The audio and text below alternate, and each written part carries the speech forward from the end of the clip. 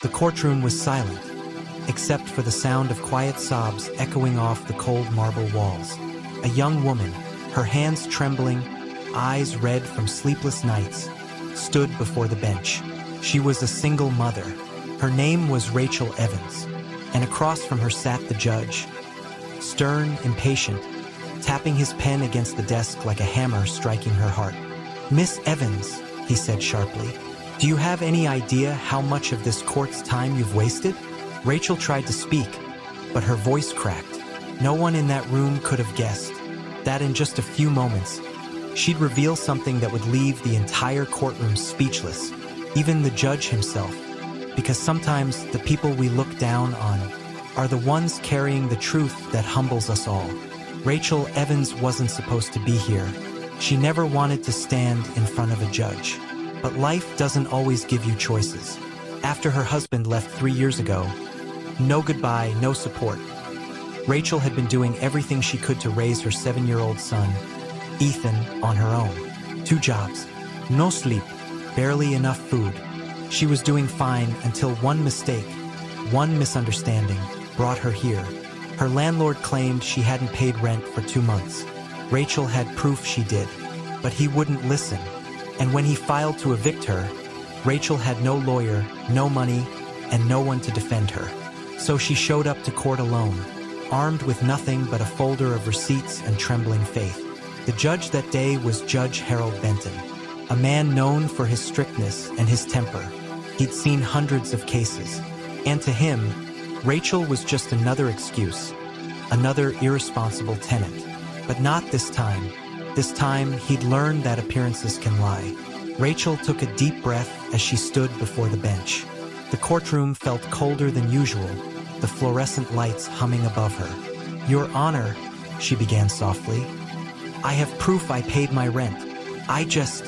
Judge Benton cut her off.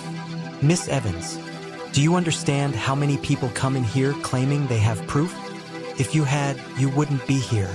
Her voice faltered. "Sir, I tried talking to my landlord, but he..." "Enough," he snapped. "You're wasting this court's time. Maybe if you focused on paying your bills instead of making excuses, you wouldn't be facing eviction." Laughter rippled faintly from the landlord's attorney. Rachel's face burned with humiliation. Her son was sitting quietly in the back, clutching his backpack, watching his mother be scolded by a man who didn't even know her story. She could have screamed, she could have begged, but instead she stayed calm, because she knew the truth would speak for itself, if she could just get a chance to show it. "Your Honor," she said quietly, "please, if you'll let me explain." The judge sighed. "You have 2 minutes." She opened her folder with shaking hands. Inside were receipts, bank statements, and photographs of the money orders she'd sent. But when she reached for the last document, the one that proved everything, her fingers froze. It was gone. The paper she needed most had slipped out, and without it, she looked like a liar. Her heart sank. The judge leaned back, unimpressed. "I've heard enough. The court finds." "Wait!" The voice came from the back of the room. Everyone turned. It was Ethan, her little boy. He stood up, holding something in his tiny hands. "Mommy, is this what you were looking for?" Rachel gasped. He was holding the missing receipt, the one she'd accidentally left in his backpack that morning. The judge frowned. "What's that, son?" Ethan walked up timidly, holding out the crumpled paper. "It's the paper Mommy said would help us stay home." The bailiff took it, handed it to the clerk, and then to the judge. Judge Benton adjusted his glasses. The courtroom fell silent. He read the receipt, then read it again. It showed a rent payment, dated, signed, cleared by the bank. Not just one, but both of the months she was accused of missing. He looked at the landlord's attorney.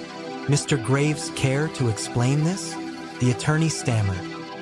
Your Honor, that must be a mistake. Perhaps the landlord system didn't." "Didn't what?"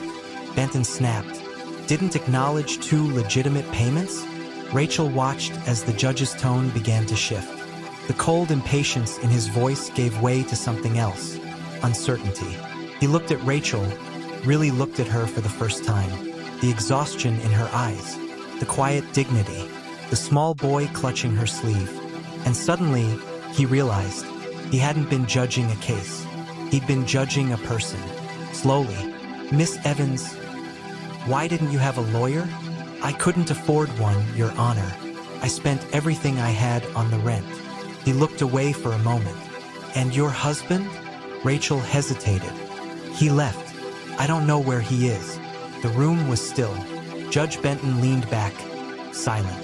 His jaw tightened, not in anger, but in shame.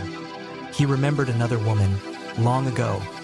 His own mother, standing in a courthouse just like this, clutching his hand, crying as she begged a judge for mercy after losing their home.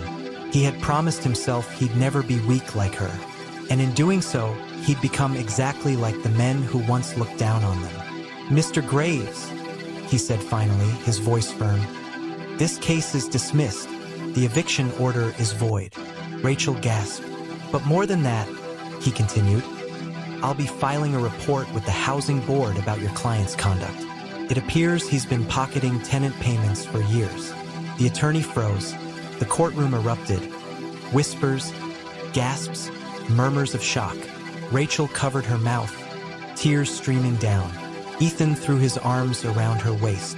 And for the first time that day, Judge Benton smiled.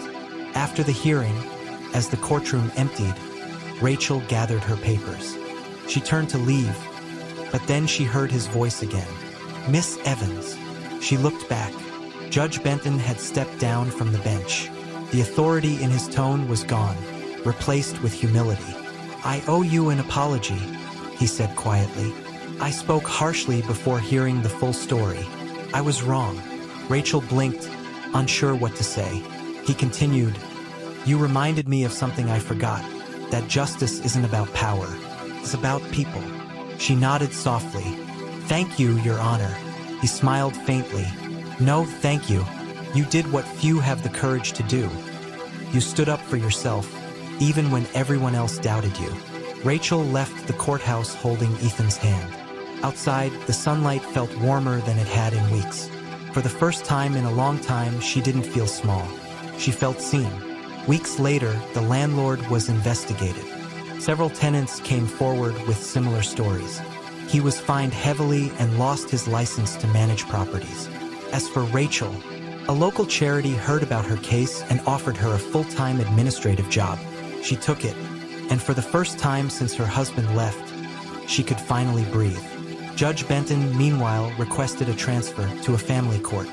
He wanted to make sure no parent was ever spoken to the way he'd spoken to Rachel that day. Sometimes the loudest power in the room isn't justice. It's prejudice wearing a robe. And sometimes the ones we dismiss, the tired, the struggling, the unheard, carry a strength that humbles even the mighty. Because real justice isn't about who speaks the loudest. It's about who listens. If you ever find yourself standing alone, being judged for what people think you are, remember Rachel Evans. She didn't fight with anger. She fought with truth. And truth, no matter how quiet, always finds its voice.